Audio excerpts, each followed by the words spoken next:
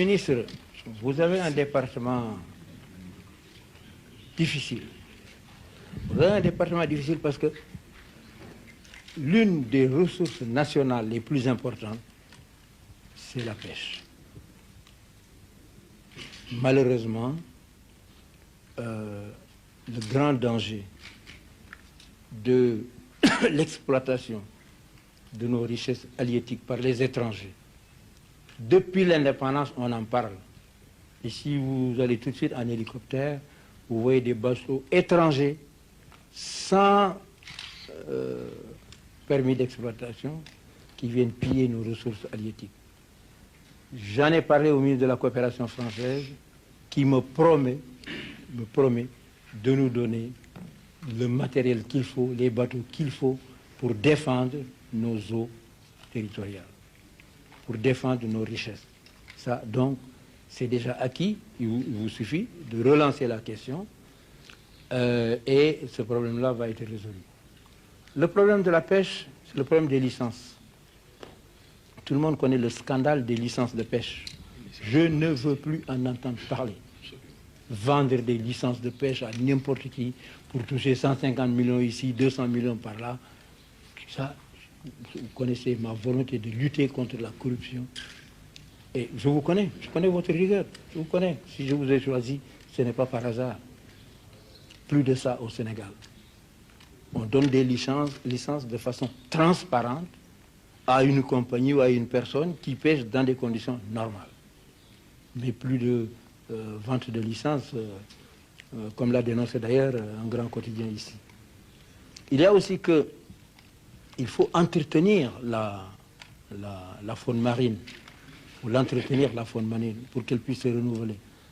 On disait il y a quelques années que le Sénégal avait les côtes les plus poissonneuses du monde. Je ne suis pas sûr que ce soit encore tout à fait vrai. Mais heureusement que cela va se renouveler. Il est vrai que c'est lié à la climatologie, mais enfin, vous ferez le maximum pour cela.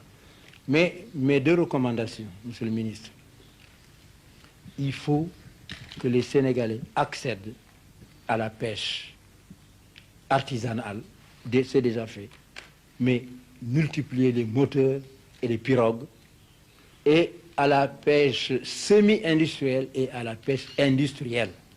Il n'y a aucune raison de nous cantonner là pour prendre du yaboy, hein, alors que le tchof se trouve en haute mer.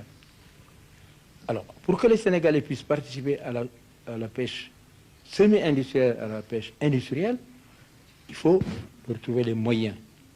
Ceux qui veulent rester à la pêche artisanale, il faut le faire. Mais tous les jeunes et tous les cadres qui veulent faire de la pêche, ça veut dire quoi? Ça veut dire acheter des bateaux. Acheter des bateaux, le personnel, il existe, et puis aller pêcher. Donc il faut qu'on pénètre ce secteur. C'est ça qui, par les effets inverses, va déverser du revenu dans notre économie. Quant à la pêche industrielle, vous mettrez la question à l'étude. On peut soit acheter des bateaux, soit nous associer avec des gens qui ont ces bateaux, et de façon au moins avoir une part des revenus. Tout cela est à étudier. J'ai dit au président Oultaya que la prochaine fois que nous allons nous voir, nous allons étudier ensemble le problème des pêcheurs sénégalais, n'est-ce pas, dans les eaux de la Mauritanie. Et il s'est montré extrêmement ouvert. C'est une question que je pense nous allons pouvoir engager et résoudre de façon harmonieuse. Il y avait le problème des pêcheurs sénégalais pris en Angola. Si la question n'est pas totalement réglée, en raison de mes relations avec ce pays, je pense pouvoir la régler définitivement. En tout cas, vous avez un secteur qui est extrêmement difficile. On vous donne à gérer l'une des 2 ou 3 ressources les plus importantes de notre économie. Alors nous comptons sur vous pour réussir sous la direction du Premier ministre. Et la sécurité des pêcheurs. Et la sécurité des pêcheurs est d'ailleurs liée à ça. Si nous avons la protection de nos eaux, en même temps, nous pourrons assurer la sécurité de nos pêcheurs. Et en tout cas, le plus rapidement possible, donner aux pêcheurs de Guet-Ndar surtout même si tous n'ont pas voté pour moi, monsieur le ministre, ils ont fait un effort. Cela n'a pas d'importance. Nous ne rentrons pas dans ces considérations.